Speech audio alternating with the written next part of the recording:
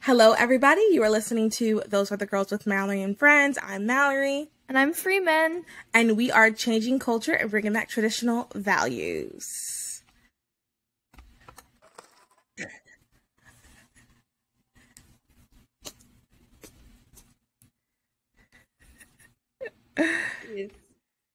Thank you. Wild. I know. Our live studio audience just loves us. Thank you guys all so much for listening and being here to watch the show live. Just joking if you're listening. So if this is your first time listening, we are a podcast. We talk about pop culture, but we're not like other pop culture podcasts because we are talking about life, relationships, career, pop culture, and everything else, but it's from a Christian conservative perspective. So we're going to talk about Demi Lovato. We're going to talk about Kim Kardashian. We're going to talk about hair. We're going to talk about shoes. But it's going to be from a Christian conservative perspective. And you may be surprised our opinion on even clothes, because both of us dress really well. We're not, potato sack wearers or anything like that. So you might be surprised at some of our hot takes. But anyway, welcome to the show. So this is we had so much. It's so funny because like when I was looking for stuff for this past week's Teacap, I was like, I feel like there's not a lot going on.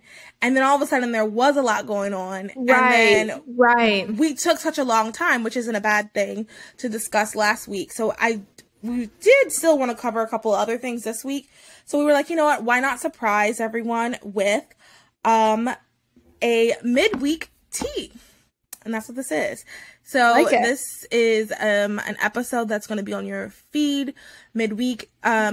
Don't expect these every single week, at least not right now. Maybe on the Patreon, but not necessarily on the main feed. So that's a great segue into join our Patreon. Also, by the time this is out, the episode with the FEMM teacher that's a PA will be out on the Patreon, and we get really deep. We ask some really, really good questions. It's a great conversation. So by the time you guys hear this, that'll be out. And you're going to want to see that. That's going to only be a Patreon exclusive. The PA is a Patreon exclusive. The nurse that we have on, that is on your feed by now. And it's a really great episode as well. But, you know, a PA, some of the stuff we're going to talk about is going to be a little bit deeper. Right. So make sure you join the Patreon for that.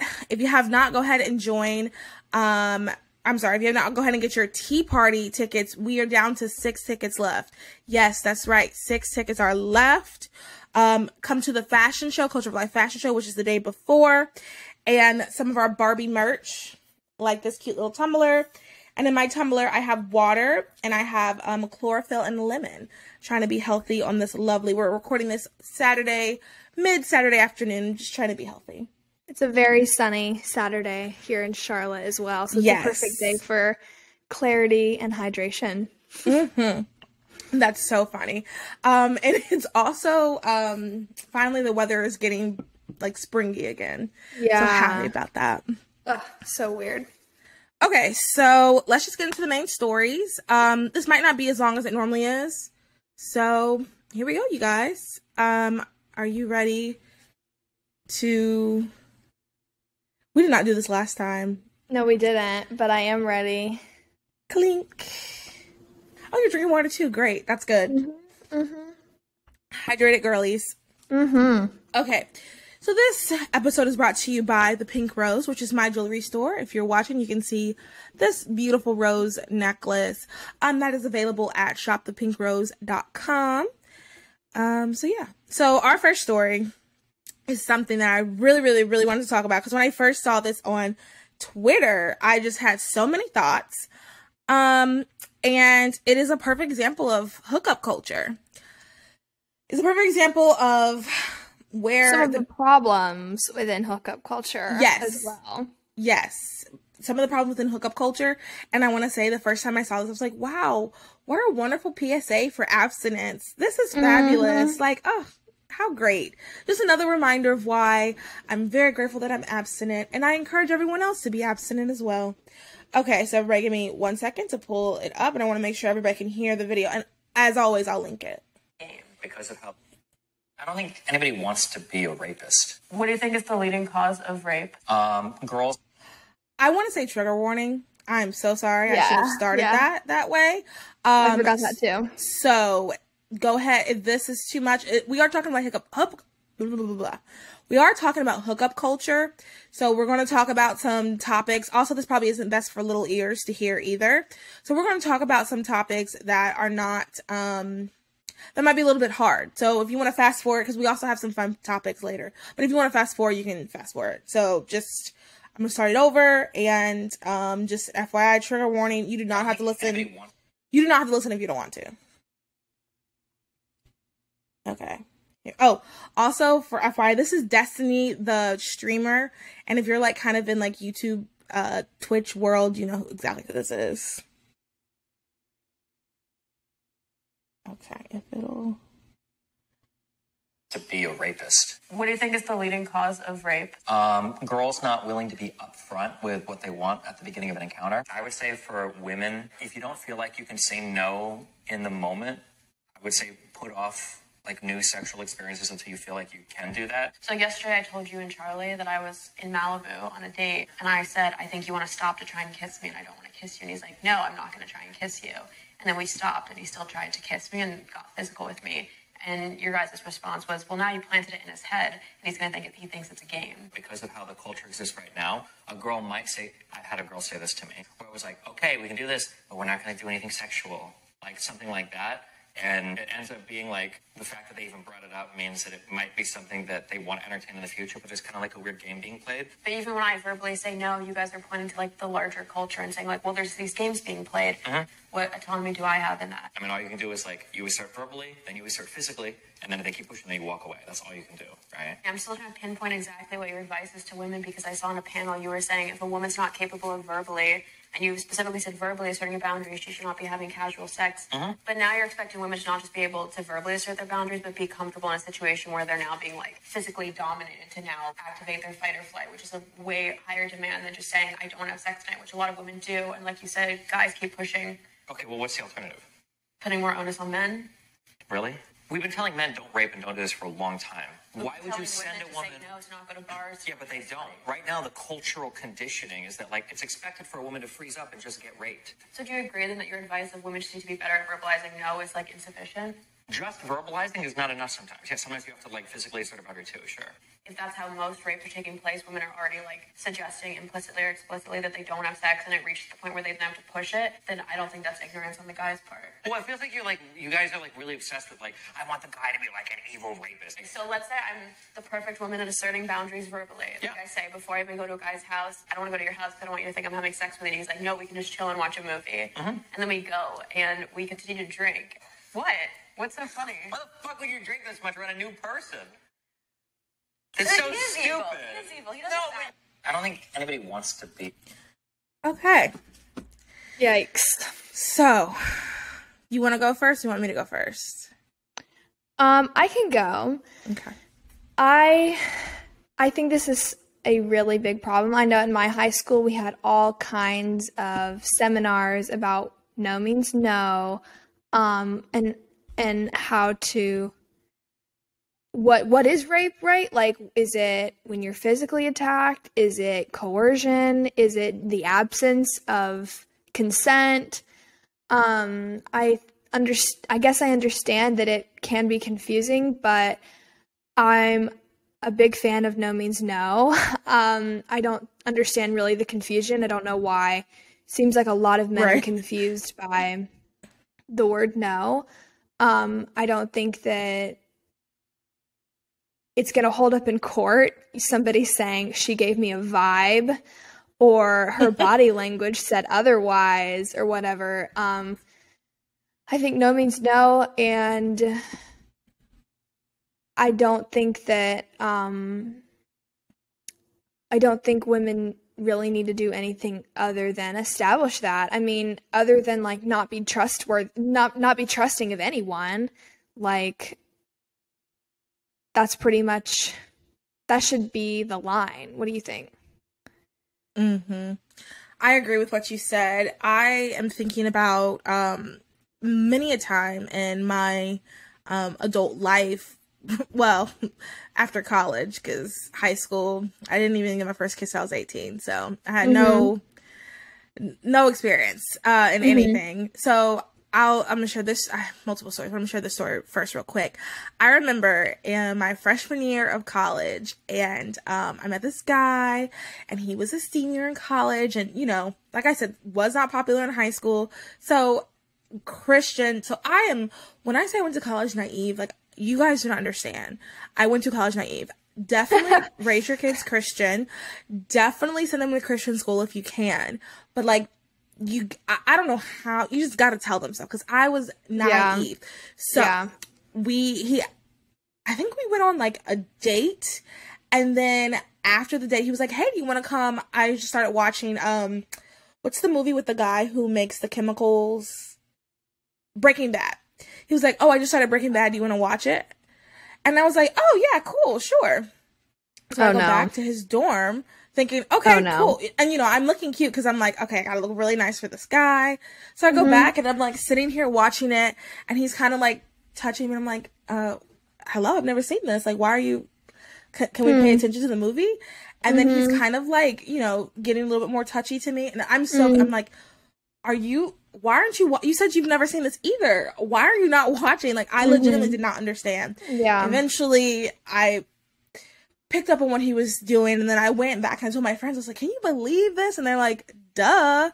Like, yeah. If you go, and I, like, once again, had no idea.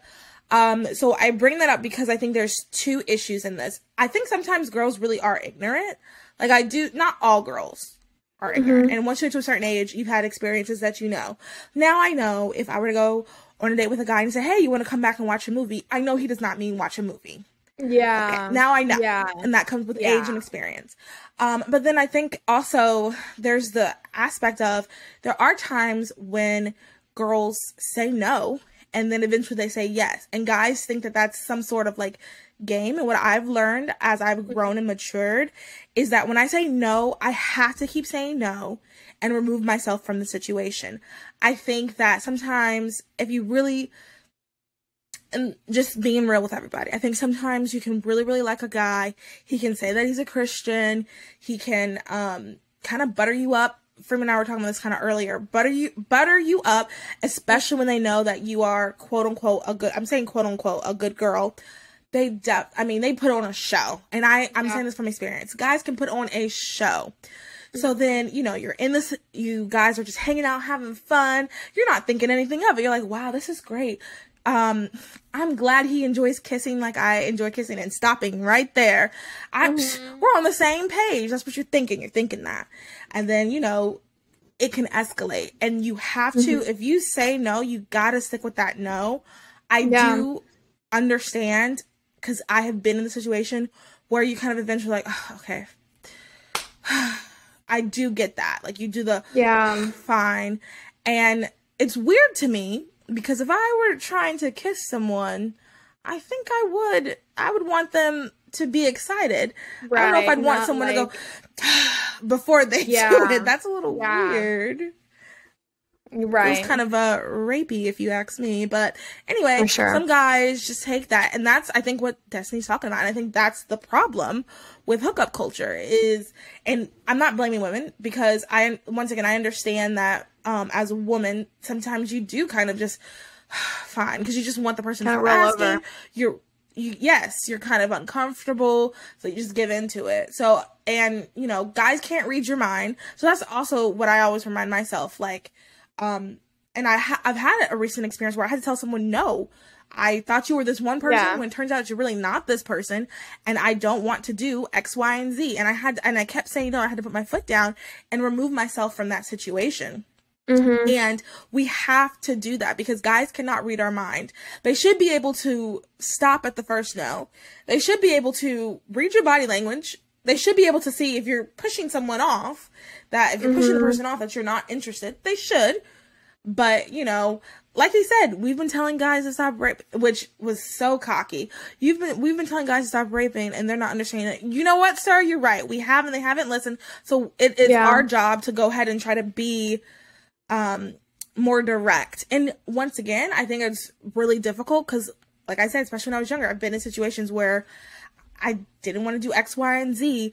And sometimes it's not even like sexual stuff. Sometimes it's like, I don't really want to go to a party or something with somebody, but they're, please, come on, please. And then you're like, okay, fine. And you don't even enjoy yourself. But I think we have to, in the Bible, it even says, let your yes be yes and your no be no. And I'm not perfect. Like I said, like I have struggled with that, but I think that's just something that we really have to work on. And this is only a problem because of hookup culture. If it was a thing where, you know, you only had sex with the person you're married with, because that's what it all goes down to. It all goes down to like sex and like wanting sexual relations.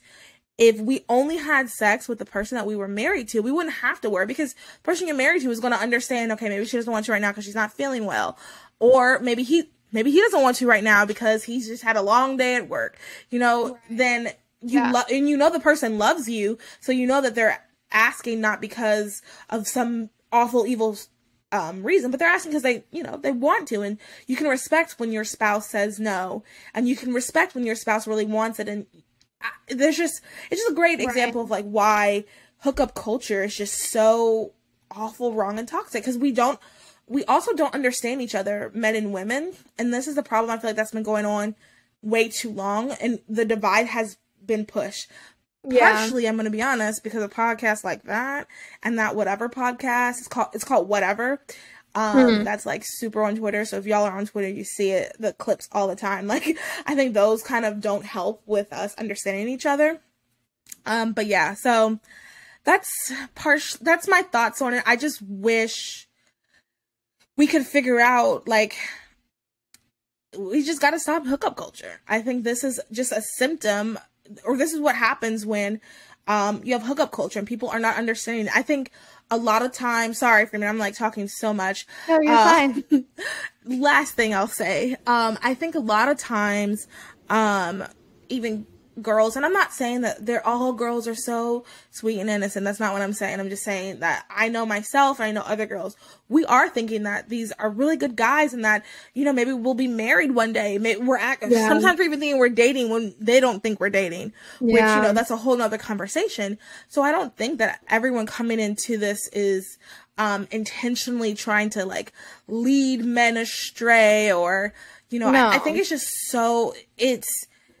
it's just a symptom of just the whatever, however, lackadaisical messiness of hookup culture.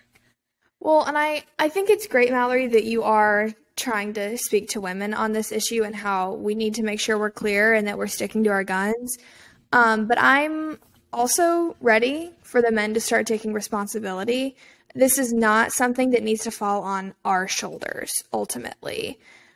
It's the men that overwhelmingly are pressuring and applying that heat and making us start second guessing ourselves. And no, we shouldn't fall to that pressure, but we shouldn't have that pressure to begin with.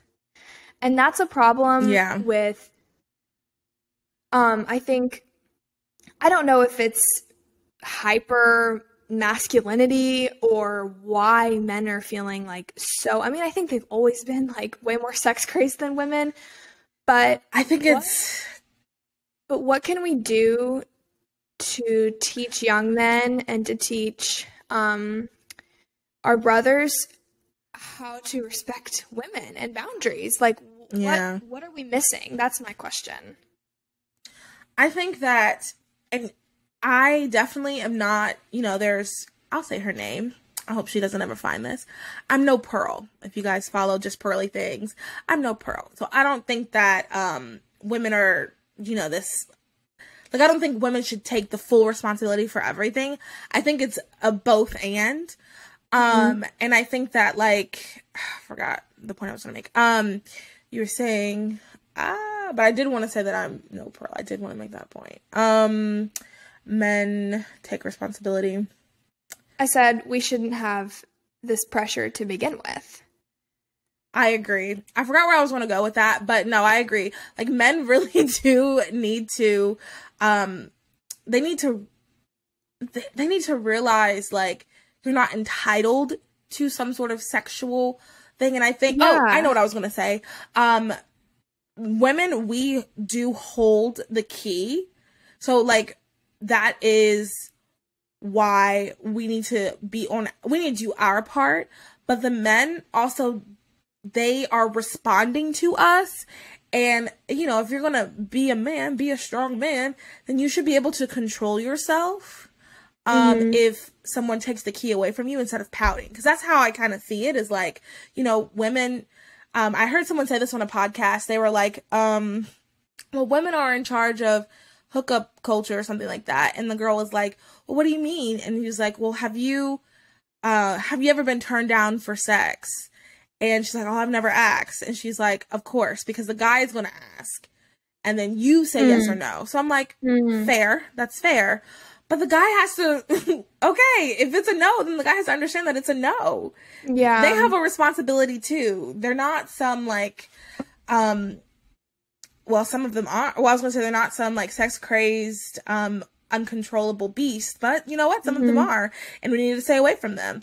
And it's not, not to make everything porn's fault, but this is part of porn. Yeah. This is the fault of porn, but continue. Yeah. Sorry. Well, and I think, I don't know what I was going to say. That started making me think about pornography and how sad that is. Anyways, I think I don't think it's easy for women to stick to our guns. I think a lot of people think that, like, girls don't want it, or we're just not interested in men, or we would rather fall asleep. That's not true. I mean, most of us who are healthy and have natural hormones, like we do, but we want to share in that struggle with our spouse and in that anticipation. It's not like, well, why do you want it so bad? It should be, yeah, I mean, we both do, but like, how are we going to help each other through that in a 50-50 way? Good. That's good. Especially as Christians. So like, when it comes to hookup culture, I think, or when it comes, I guess hookup culture in general, I think that, you know, if you're not a Christian, like, I was gonna say why not, but tons of reasons. You know, STDs is the biggest one I can think of. But for those of us who are Christian, like, this is something that God has called us to do. Is it easy when you're in your late 20s and you desire to be married? Absolutely not. But it is something that God has called us to do, and that we do it because of God. And I think that's also why it's so important. We have to be careful who we're going out on dates with, because not everybody's going to respect that. And not, once again, I don't want to say like, and I do see myself kind of being like, women, we got to get it together. And it's not all women, we have to get it together.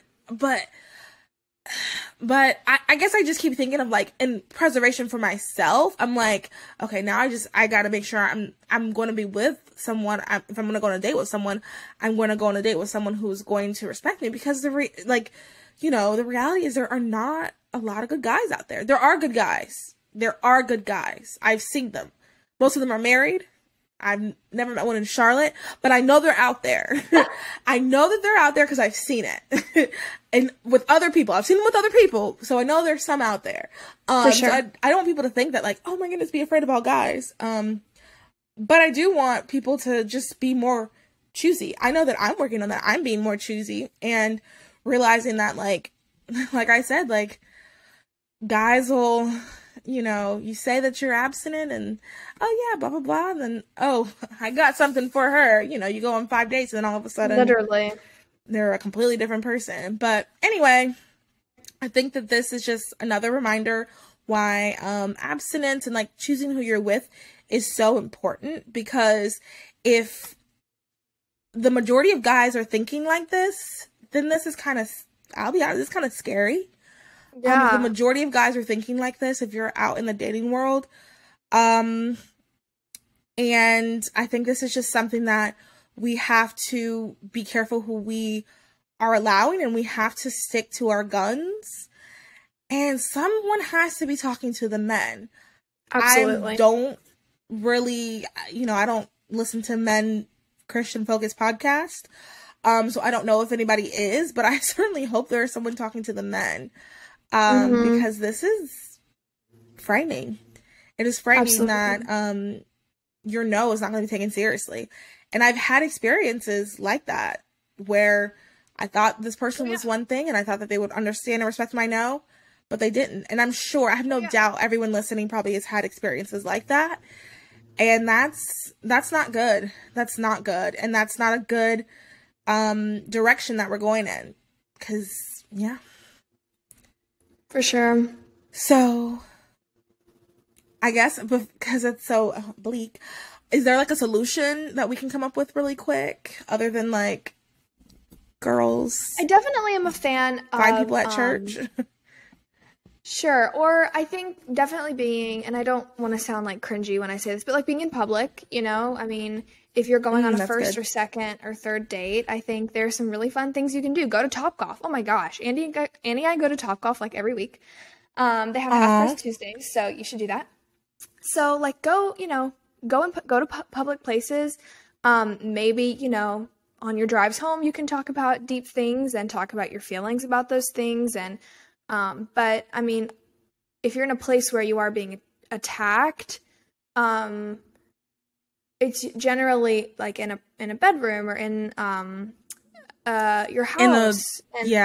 That's not saying it's your fault. I mean, Mallory, you went in, you were naive. You had no idea what might happen. And I'm not we were watching a movie. Anyone who finds himself in that position. That's not your fault.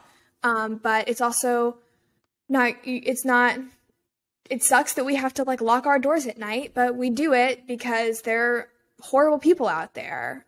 We shouldn't have to, but we do. Yeah. Well, that's good. Good advice, you guys. Try to, until you really know someone, try not to just be super alone with them. And use discernment.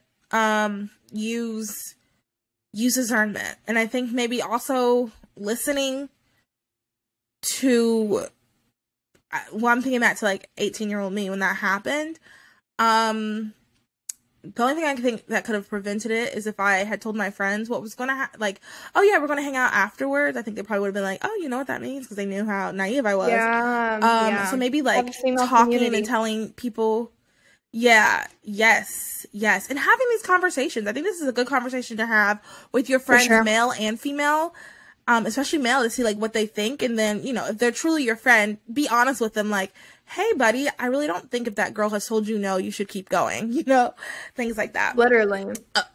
Okay. So let's move on to the next story. Okay. So our next story is brought to you by Variety.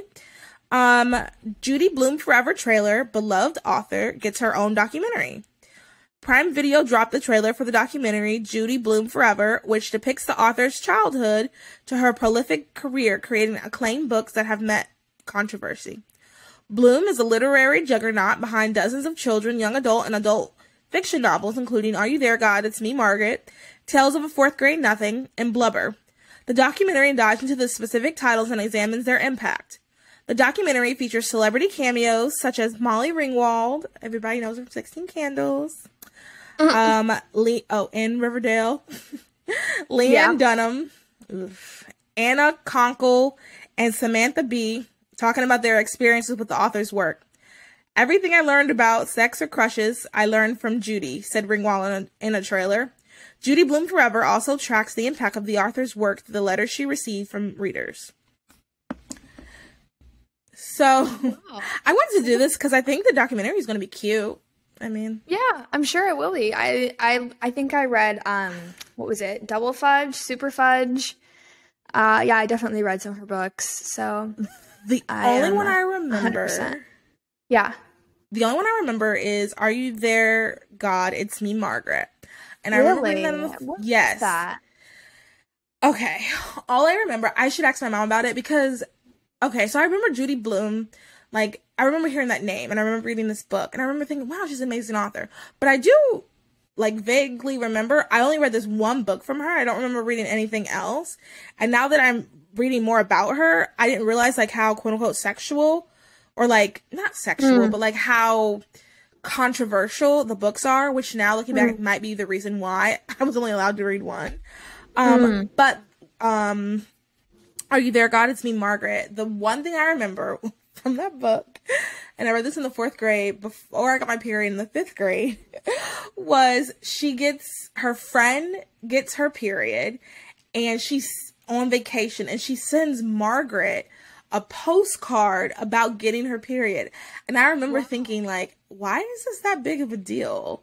Yeah, like, they made a huge deal about getting their periods and stuffing their bras, which I could not relate to because not to, like, overshare, but my boobs were, like, pretty big for a 4th grader, so I didn't understand, like, why are people stuffing bras? That's so, and I remember not wanting to get a bra, because nobody else in my grade had a bra, and I remember, like, not really relating to the book, because I was like, these people are making a big deal out of their puberty, like, what? And then literally the next year, I got my period, and I just remember thinking, oh, okay, cool, because I read the American Girl book, and I was like, oh, I got it, yay. But I didn't want to, like, send somebody a postcard. I told my mom not to tell anybody at school. But obviously she had to tell my teacher. So that's all I remember about that book. But well, Go ahead. Oh, go ahead. No, go ahead. Well, I see a really interesting one that says, can Karen keep her parents from getting a divorce? And I'm wondering, it's called It's Not the End of the World. And it's a classic novel from Judy Blume, and it has a fresh new look. I really am interested in a lot of her philosophical beliefs. Me too. After, like, reading a little bit more about it and learning that, and this person says she learned a lot about sex. The book I read, I don't remember talking about sex. Well, obviously, if they're just not getting their periods, they're probably not thinking about sex just yet. Right. But I don't remember it from that standpoint, but I do remember hearing the name a lot, because didn't she write even, like, who wrote the Judy B. Jones book? I don't think that was her, but I know what you're talking about. Let me see. Okay. I think she might have wrote, like, children books too, maybe not. Well, I just remember hearing her name all the time as a young reader. By Barbara So Park. I'm in. Okay, not the same. So I'm not the same person. So I'm interested in hearing about this. And when we get off of this recording, I do want to ask my mom, like, if that was the reason. I only read one. That was just about. I don't remember anything else from the book other than she, like, sent a postcard about her period. But I did read a lot growing up, and I wanted to know, like, what were some of the books you really liked growing up? I actually really did like the Judy B. Jones book. And I remember they would start sentences with and that would always irk me because we weren't allowed to do that. Yeah. And then I remember being like, oh my gosh, I'm such a rebel for reading this illiterate book. That's so funny. I loved that. Oh, and I loved Magic Tree House books. Did you ever have those? No, because of the word magic. And I liked Series of Unfortunate Events, which was also kind of like read those either. Yeah, it was very but fun. Yeah, it was like a mystery kind of like creepy dystopia. I did read Nancy Drew growing up. Okay, yeah. And Mary Kate and Ashley had a detective series. And I loved reading their books. It was like a detective. It was Mary Kate and Ashley. I was obsessed. Anything Mary Kate and Ashley growing up. I had a shawl from their Walmart collection. Like, anything with Mary Kate and Ashley on it, I was obsessed. So, the Mary Kate and Ashley detective series, I loved. Saddle Girls, I loved. I was reading Babysitter's Club, and I was obsessed. I liked that one. But then, I want to ask my mom this too, but then I remember there was a point where I was not allowed to read Babysitter's Club anymore, and I remember I threw a fit. I was like, are you kidding me? Like, why can't I read Babysitter's Club? And I don't remember why. I'm guessing maybe it started to get, like, quote, I hate using this word, it's so cringe, but, like, woke. Maybe that's why. Like, I'm gonna ask her that too. But I remember there was a distinct moment where she was like, you're not reading this anymore. I was like, are you kidding me? I was just so upset. Wow, that's traumatic. It was traumatic. And I was a reader. Like, I was the one that would be in class with the book inside of my book. I would stay up with the flashlight. Like, I used to love to read. Wow. Yeah. I'm trying to think if there were other series. Oh, the Dear America series, I loved. Never heard of that one. They were like historical fiction, but they were about like real people. So the one that like Marie Antoinette or Dear America. So there was Dear America, and that would be like Dear America was not historical people. Dear America was just like a time period. So it would be about a girl. It was her diary, a girl that grew up in she was English, and she grew up, and her family moved to America, and she was kidnapped by Native Americans, and it was her diary was one of them. I remember that. Yeah, it was really interesting. Another one, it was this girl who grew up like in the 60s around Martin Luther King Jr.'s time, and she saw her uncle be lynched, and she became silent. She didn't talk anymore. So she just wrote in her diary. It's very interesting. But oh my gosh. As I say it out loud, those sound very traumatic. But for whatever reason, it didn't feel that way as a child. It was just like, oh, this is fascinating. And it was all historical. And then there was another series called something else. But in this book, so the Dear America were red books. This other series was something else, but they were blue books, and those were about historical figures. So there was one about Marie Antoinette that I really liked. I read that one like multiple times. And it was just about her as a child, but I'm pretty sure it was all fiction. So those were really fun. Harriet the Spy. Loved Harriet the Spy. I liked Flat Stanley. I don't even know that reference. Oh, it's just this like little guy that can slip under doors because he's flat. Oh, okay. All right. Just things you do. Kids like that stuff. Yeah. Wow. We do. We're flat. Like, wow. That reminds me. That reminds me of that book. Oh my goodness. It was these kids spent the night in a museum or something. Oh, the Mixed Up Files of Mrs. Bisley's something about a museum. I thought you might have been talking about the one about like spending the night at a museum. A night at the museum. Yeah. No. Yes and no. That was a great movie. Love that movie. But the book, it was these kids, they were running away, so they slept in a museum or something. That was a good book. I can't remember the full story, but last one, I was obsessed, and I still kind of am, with the Uglies series. Did you read those? No. I wanted to do a book club with them so badly, like do them again, even as like how old am I, 28 years old? Because I read them, the first one I read in the 7th grade. Let me tell you guys the story real quick. So 7th grade, so my group of friends, the girls, we just started trading books amongst each other because we were all kind of like reading books in class type of thing. So it was this book that my friend's older sister had, and she said she tried and it was kind of boring. So I was like, oh, I'll try it.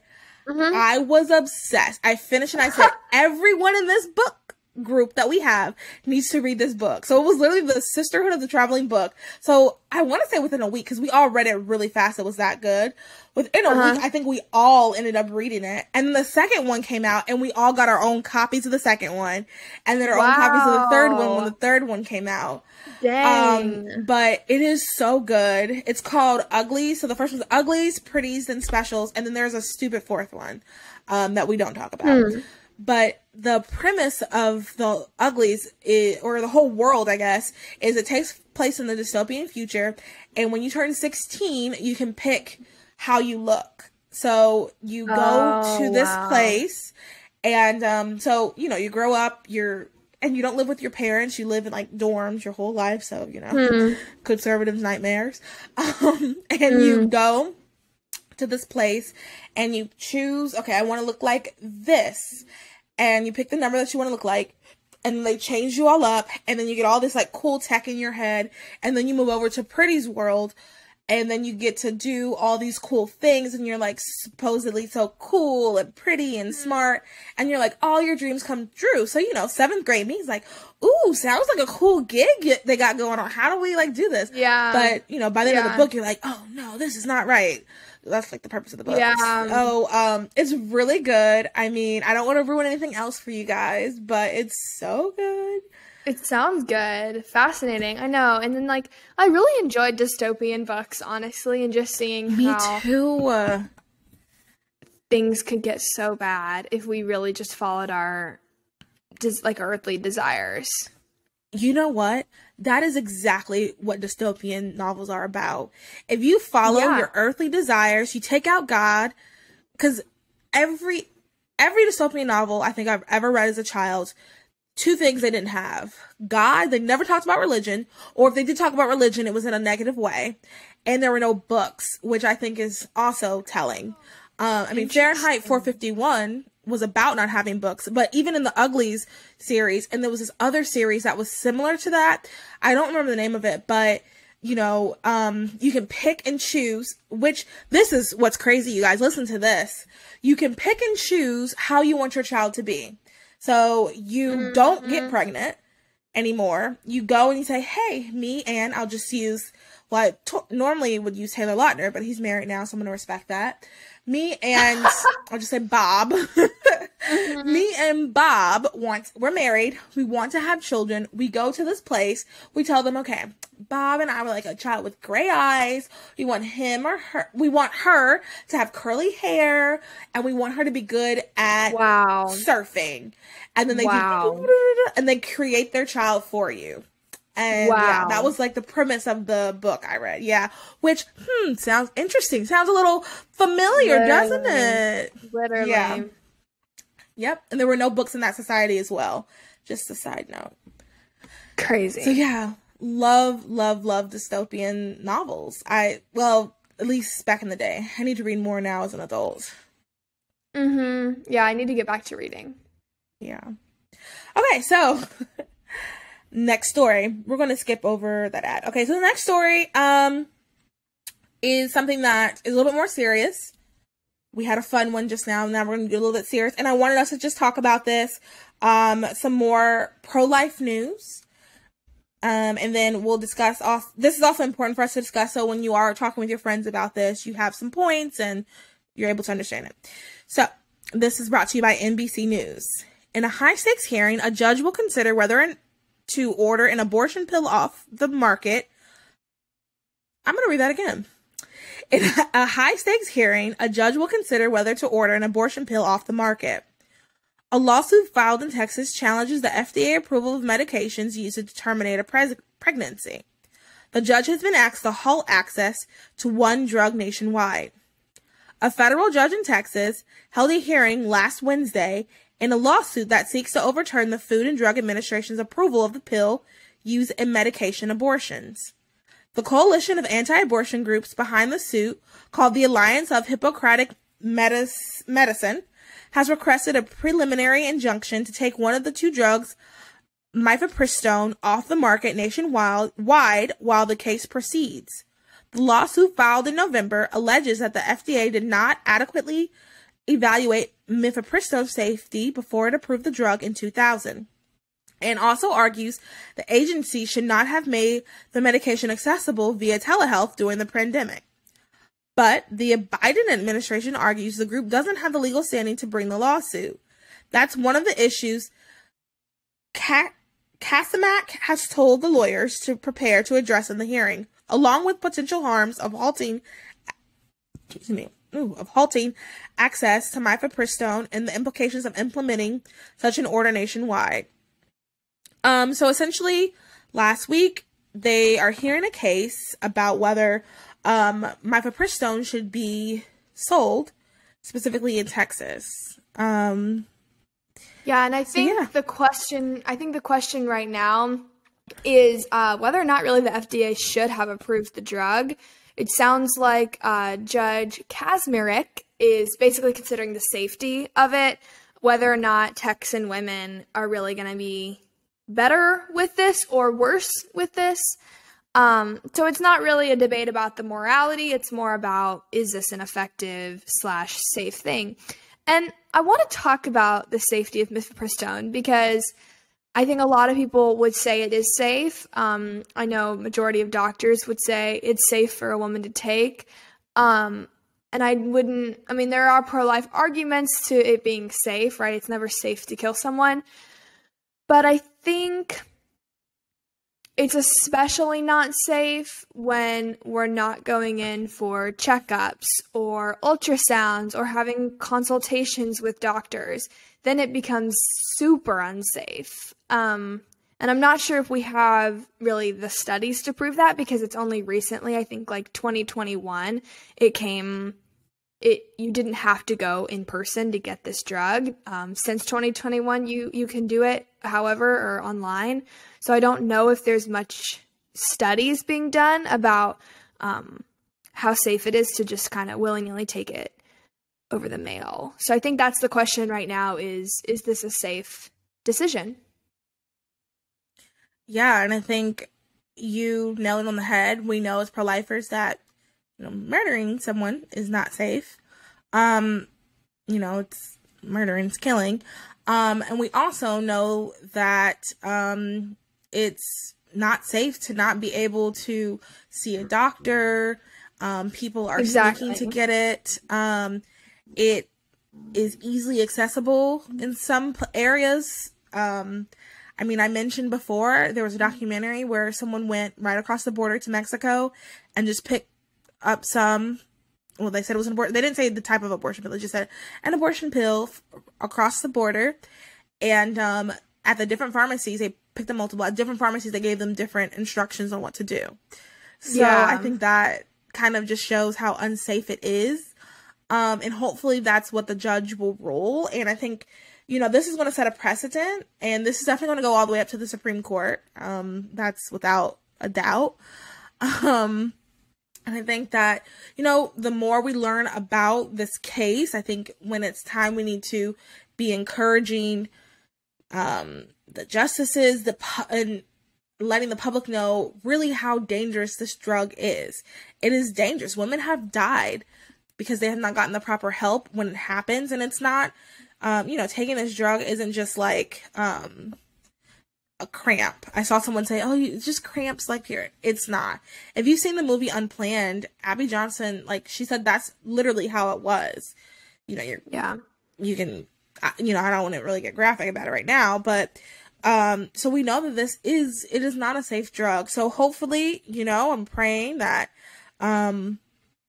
the judge will rule in favor of not having it accessible.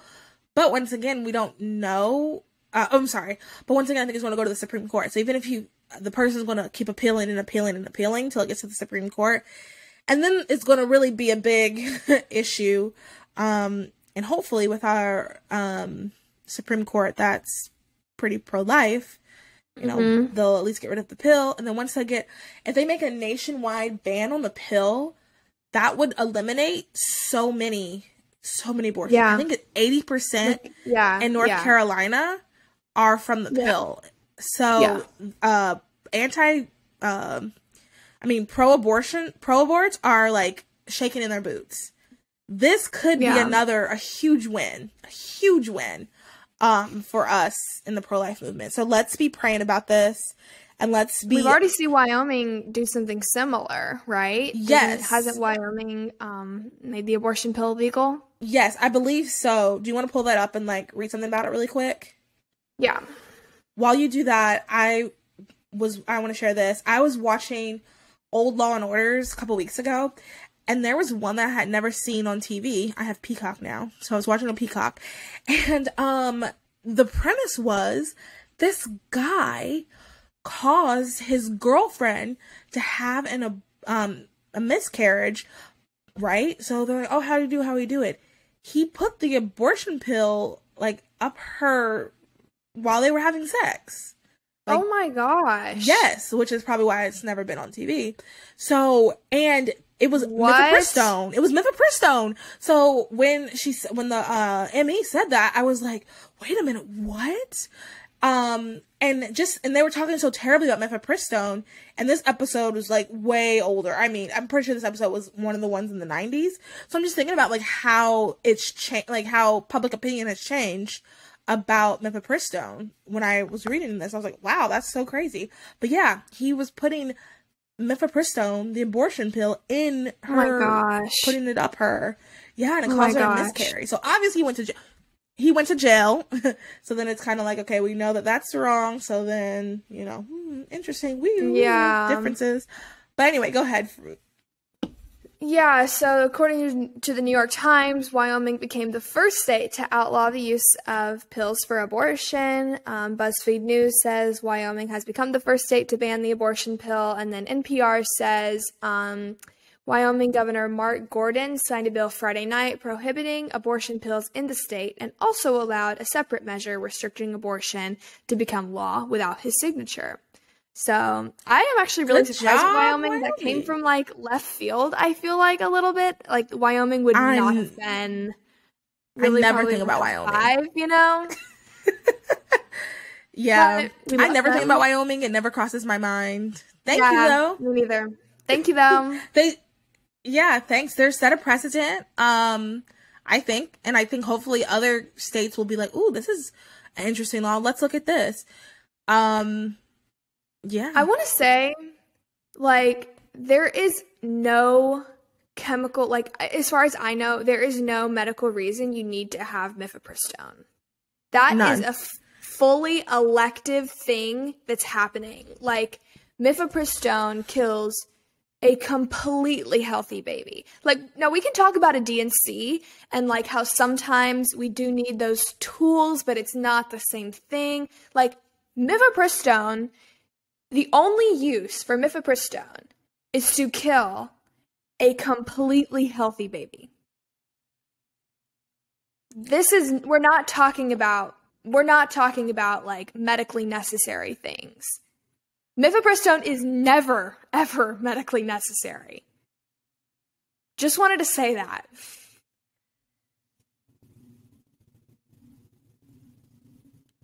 And it's dangerous. It's not if you do it incorrectly, it is not good. It Literally. is not healthy.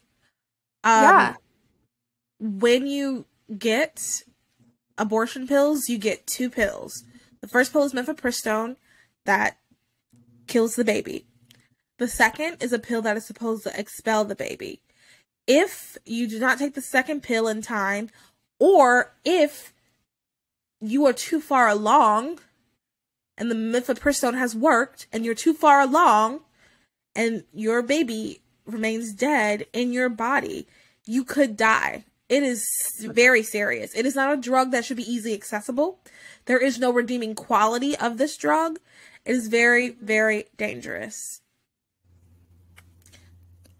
But we're excited and we're praying, and yes. I also pray for just like the people who are really upset about this. Like, I feel sorry for them. I know that 15-year-old Freeman would have been really upset to hear about all these measures, and I really feel for people who are angry right now, because I like to think that they do have like women's best interest at heart. I think that we all have good in us, ultimately.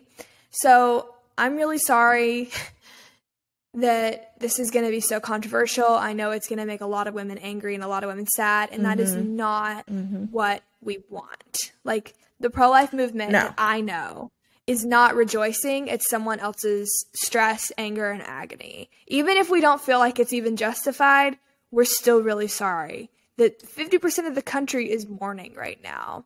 Yes. And we hope to be there when they do find themselves in an unplanned pregnancy and can't access the solutions that they would prefer.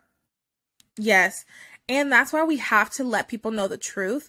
I think that it can be very difficult to tell your friends, when they're upset about this. It can be very difficult to talk to them about it, but I think that's what we need to do, because the more people that know the truth, I mean, you can't deny, once people find the truth, they can't deny that they don't believe. You have to actively, and I've shared this story. I told someone, I was having a conversation with someone, they're like, okay, so I'm just making sure that we're on the same page. You understand that a baby, their heartbeat can be detected as early as 6 weeks.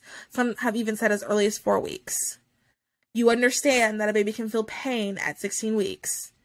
You understand, at 15 weeks. They've now seen it can happen at 15 weeks. It's like, you understand that they have a separate set of DNA, but you're still pro-abortion. And she said, yep, if I don't want to have a baby, I'm not going to have one. So, people, you have to actively decide that that's just what you're going to do. Yeah. But they don't know that if we aren't telling them. Not everybody knows that. Before I talked to that girl, she did not know those things. And I don't think she was, in my opinion, and maybe I just see the good I tried to see the good in everybody. In my opinion, she was just arguing with me. And I think she was just saying that she was okay with it. But I think if she was faced with a difficult situation, I don't know if she would actually do that. But, you know, when you're in an argument with someone, you're going to keep going. Even if you know it's not logical, you're going to keep saying your point. And I think that was what... And I think that's what the situation was. But my whole point being, though, we have to let people know. And we can't assume that everybody knows. Because everybody doesn't. We can't assume it. Yeah. So yeah. So they are not the villain. Let's look out for that. They are not the villain. Right. Once again, we wrestle not against flesh and blood. We wrestle against the principalities and the rulers of the darkness of this world. So one of the things we need to be doing is praying about this and letting people know the truth. So to end it on a better note, on a less, less sad note, I want to do this every episode, like just read something funny. One of my favorite Reddit groups is called Low Stakes Conspiracies. So, it's gone now. So it's like,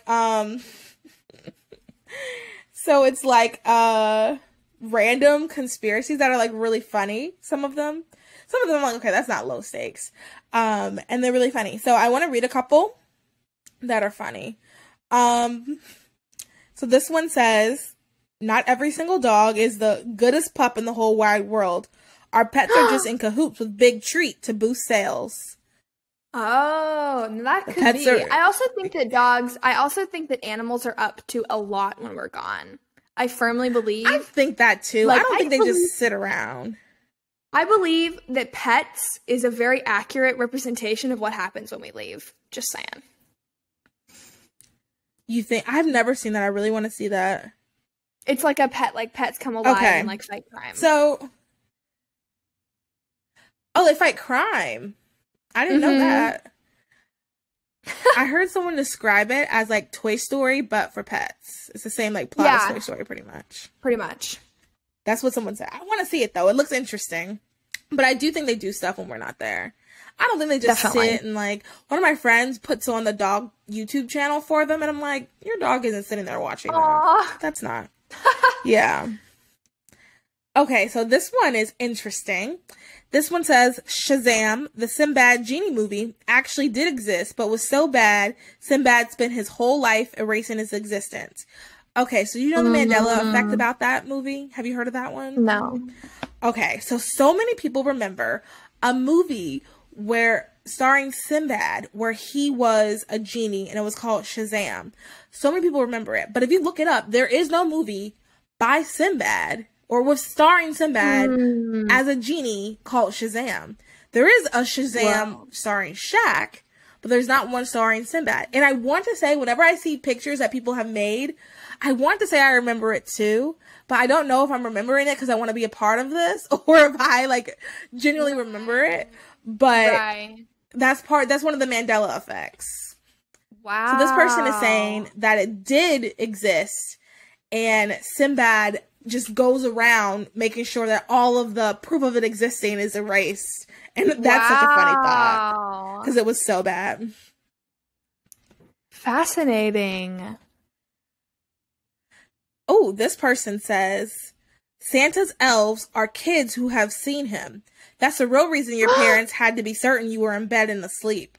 Ooh, that's actually kind of creepy. Yeah, low-key. Okay, I see one. Fire hydrants aren't connected to any water lines. They are just so that the city can make money off of your parking ticket. That's funny and could be true. And low-key, like, I'm salty about that now that I think about it. I don't even think I've ever seen anyone hook up a fire hose to a hydrant before.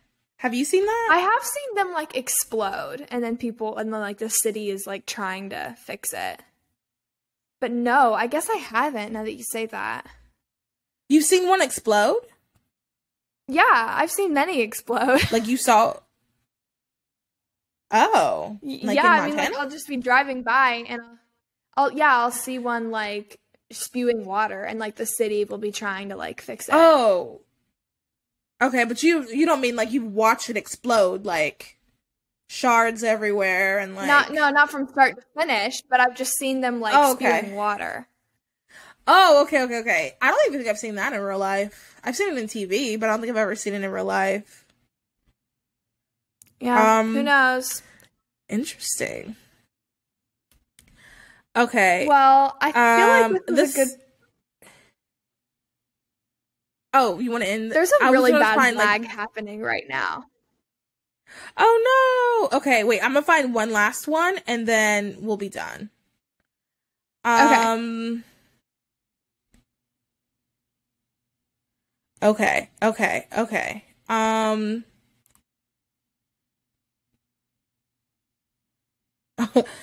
These are funny, but like some of them are kind of inappropriate, so I don't really want to read them. Can I read one? Yeah. You read one. Okay. You can read the last one. Disposable vapes were created by the elites to weaken the lungs of younger people for when they release their next global pandemic. Ooh, that one's not funny. That one's like that one's like one of the funny because it's ridiculous. Yeah, that's ridiculous. It's ridiculous. I don't think that like that's the real reason, but I think that like, ooh, that is interesting because I remember when the pandemic first, I was friends with tons of people who vaped. I partaked once or twice. I remember when it happened, everybody was like, because they kept saying, like, don't vape, like, your lungs. Oh, so you might have experienced this conspiracy theory in a very real way. Maybe. I mean, kind of. Like, I don't think they did it, like, purposely, but I do think, like, vapes do hurt your lungs. Oh, yeah. And it is kind of weird that they came out of nowhere. Did they? I feel like there was a progression of vapes because there was like the really big, like boxy ones that looked like a portable battery, you know, like a portable charger, and then it became like smaller and smaller. That's the one I had. Oh my god! I had the big one. Jeez, you were like a chain smoker. No, and what's so funny is like not even. So okay. So everybody I hung out with in a friend group I was in, they did. And I was like, well, let me just try. And like, it doesn't get me high, right? And they're like, no. And it smelled good. So I was like, okay. And it's not like cigarettes, right? And they're like, no. So I'm like, okay, well, let me like, fine, I'll try it. I was like, oh, this is kind of fun. And like felt kind of cool. It felt good. And then like this is going to be really lame, but I'm going to say it. We were playing Dungeons and Dragons one night. And my friend did it like over the board, and it looked so cool. And I remember being like, okay, I want to learn to do that. It just looks so cool. Like I have a video of it somewhere, but she did it over the board, so it looked like it was like a misty night while while she was like reading what was happening. And I was like, ooh, this looks really cool. So then she had an extra one. She was like, oh, you can use it. I almost never just did it by myself. It was just kind of like a thing occasionally here and there. Like, we were to go out or like if we were playing a game or something. And then like I would stop way before everybody else. So like I wasn't addicted. I wasn't really into it. But like I do like the feeling, and then it did taste good. Right. But yeah. You guys learned a little bit of something different about me. I am breaking stereotypes. We've been learning a lot about you. I bet none of you would have imagined that I would do anything like that. So, you know. Just surprising people here and there. I'm more surprised that you did Dungeons and Dragons. Okay. In defense of Dungeons and Dragons, it truly, like, I know that a lot of, like, when I didn't mean to, but I accidentally, like, told my mom what I was doing, and I got this, oh my goodness, this long text about blah, blah, blah, blah, right? It is just it's just like playing. It's a fantasy game, so it's like, and you go on quest. And like, I wasn't like super, you know, there's people who like go to tournaments. It wasn't anything like that. My friend was like showing me, and then I was like, oh, it's kind of fun. It's more of like I don't want to say like how when you would play with Barbies, because that sounds really childish. But that's kind of how I imagined it. Like you make a character and you go on adventures, and then you can kind of, I don't know.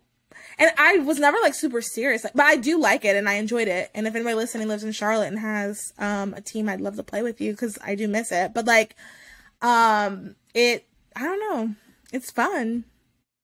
Fantasy is fun to me. We should join a league. Oh my gosh, go to a convention. Yeah, I actually do want to go to a Comic-Con convention. I already know who I would be and everything. Next time I come to Charlotte, we should go. Yeah. Wow. And those are, let me be honest with you, those are some of the nicest, most accepting people you will ever be around. Anytime I've ever been in the vicinity of like a Comic-Con, I think I was protesting and I got like all of these weird looking people like chasing me and like yelling at me. It was in Seattle, I think. I'm sorry. You were, wait, protesting what? I think I was doing some like pro-life protest. Not at the convention, but like I was just walking through. I was like I am missing something. I was like, there's Comic-Con does like pro-abortion things. Oh, no. Okay. Well, I'll say from my experience, the people that I have met, like through like quote unquote nerdy things, have been some of the kindest, most accepting people. The people who have been like the rudest and meanest to me are like pretty girls or like jocks. Right. Like I'd rather spend more time with like those type of people than like the super cool like sports guys. Like that's not, no.